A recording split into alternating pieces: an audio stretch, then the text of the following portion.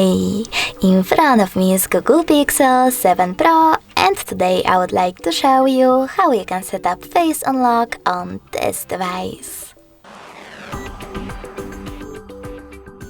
First of all, you need to access Settings and scroll down. Then click on Security section. Now scroll down again and click on Face and Fingerprint Unlock. Following that, you need to enter your current login method and click on Face Unlock. Now scroll all the way down, read all of those disclaimers and instructions and tap on I agree at the bottom right corner.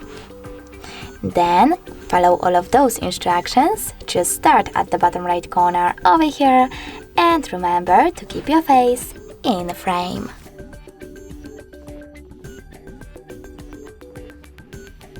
Following that, click on Done at the bottom right corner over here. And now you can switch off or on those two features while using Face Unlock by tapping on those two switchers next to them. You can also delete face model right away by tapping over here.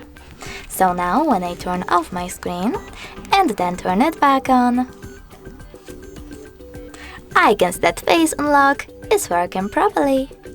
Thanks so much for watching. If you enjoyed this video, don't forget to leave a like, comment, and definitely subscribe. Bye!